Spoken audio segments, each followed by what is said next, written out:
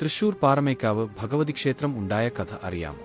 തൃശൂർ നഗരത്തിന് തെക്കുഭാഗത്തുള്ള കൂർക്കഞ്ചേരി ദേശത്തെ അപ്പാട്ട് തറവാട്ടിലെ കാരണവരും പാരമ്പര്യ യോദ്ധാവുമായിരുന്ന കുറുപ്പാൾ തിരുമാന്ധാംകുന്നിലമ്മയുടെ പരമഭക്തനായിരുന്നു.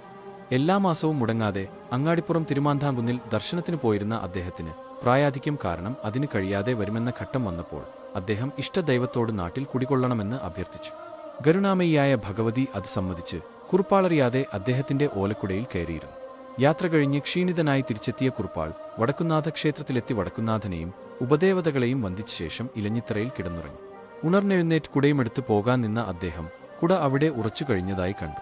തുടർന്ന് പ്രശ്നം വച്ചുനോക്കിയപ്പോൾ ദേവീസാന്നിധ്യം കണ്ടു. ദേവീസാന്നിധ്യം കണ്ടതിനെ തുടർന്ന് ഭഗവതിയെ തന്റെ തറവാട്ടിലെ കളരിയിൽ പ്രതിഷ്ഠിച്ചു. യഥാവിധി പൂജാവിധികൾ ചെയ്തുകൊള്ളാം എന്ന് മനമുരുകി പ്രാർത്ഥിച്ചതിനെ തുടർന്ന് ഓലക്കുട അവിടെ നിന്നും എടുക്കുകയും തുടർന്ന് അപ്പാട്ട് തറവാട്ടിലെ കളരിയിൽ ദേവിയെ ശാക്തേയവിധി പ്രകാരം പ്രതിഷ്ഠിക്കുകയും ചെയ്തു.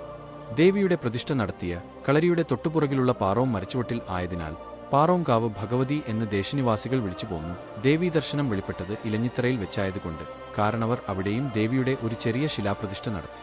പിന്നീട് വടക്കും നാഥക്ഷേത്രം കൂടുതൽ വിപുലീകരിക്കുന്നതിന്റെ ഭാഗമായി ഈ പ്രതിഷ്ഠ വടക്കും നാഥക്ഷേത്രത്തിന് കിഴക്കുഭാഗത്തുള്ള കൂറ്റൻ പാറയുടെ മുകളിലേക്ക് മാറ്റി. അങ്ങനെ ആ ക്ഷേത്രത്തിന് പാറമേക്കാവ് എന്ന പേര് വന്നു. കാലക്രമേണ പാറോംകാവ് ലോപിച്ച് പാറമേക്കാവ് ഭഗവതി എന്നറിയപ്പെട്ടു.